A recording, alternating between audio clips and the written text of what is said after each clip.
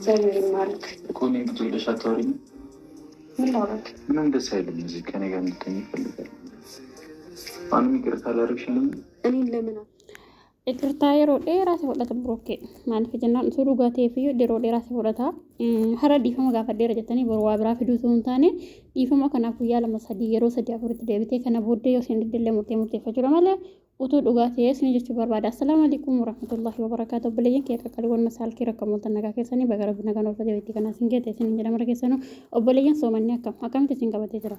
Jabaadha rabbi isin kalaafisu kurnan boodaan nuufi kurnan boodaa jabaadha kurnan boodaa ulfaataadha obboleeyyan kiyya rabbi isin kalaafisu isin jedha nama salaata irratti illee du'aa irratti illee jabaatu rabbi isin haa godhu walumaan illee nu haa godhu dabalata immoo burukee faayimii dhugaa rabbi dubbachuufi burukee faayimiin boolla qotanii boolla odeensii walii qabanii qotan fisseetti galchanii wallaahi billaahi naazansiise fisseen dhugaa rabbi dubbachuuf jechuudha. Jarri kun ofii hojjetanii fitseen ishii kaleessa sila hadha fitseen maal hojii dhufee mana aayimii irratti hojjeta aayimiin hadha maaliif fitseetti labsii dhugaa deebiftitu diraamaan taane wacci kaleessa fitseen hojjete aayimiin hadha ija isaa keessaa baasti malee dhugaa deetti dubbatti walii galanii hojjetanii garuu fitsee allayyaa buusan fitsee jechuudha halkan tokkotti nama 1,100 irraa kaafate sabskraayibii jechuudha dhugaa rabbii jechuudha naazansiise wallaahi. Maaliif jenna jarri kun allayyaa qotanii allayyaa keessa bishaan buusanii ofii nagaadhaan ta'anii boris hin barbaadu adhas hin barbaadu iftanis hin barbaadu jedhu dhufanii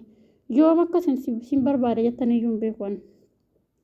Inda'uun viidiyoon kun iyyuu viidiyoo kalli sana fakkaate dhugaa rabbii dubbachuuf jechuudha halkanii guyyaa hojjetanu malee. Garaan dhukkubeera dhugaa rabbi garaan dhukkubeera aayimiis hin barbaadu yoo si dhukkube mana marfee dhaqii jettee deemte dabalatatti immoo burukee har'a dhiifama gaafattee dhiifama koo takabbaluu didde jettee ammas hidhattee boru nutti hin fidin niitii kana jechuudha. Dhiifama dubartii tokko dhiifama yoo gaafatte yeroo dheeraa sitti fudhate dubartii tokko dhiifama gaafachuunii fi gaafii jaalalaa yoo gaafatte nama tokko adda siin jaaladha yoo jedhe ishi jenneen deebifnu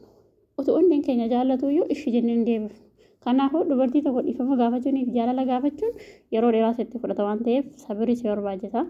Wayin immoo ammas akka hin didda jiraati boru salaatiin nutti fida wallaahi alana soomana kiyyan balleessa bana salaatiin zaqazaquu bira ga'ee jira dhugaa rabbi jechuudha. Ani maaliif jedhaan akka diraama jiru jettan nan beeku garuu immoo bakka nama aarsa kitee tokko dhiisuudha maal jette hayyuun addaa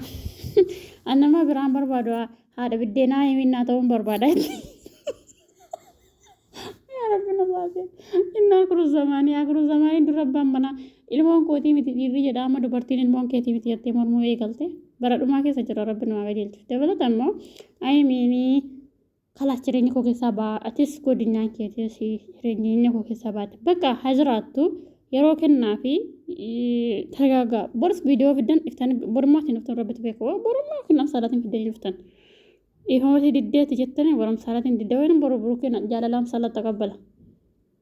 Bakka diddeemiti aayimiin diddeetti kalaatti hojiin jira kanuma dhugaa rabbi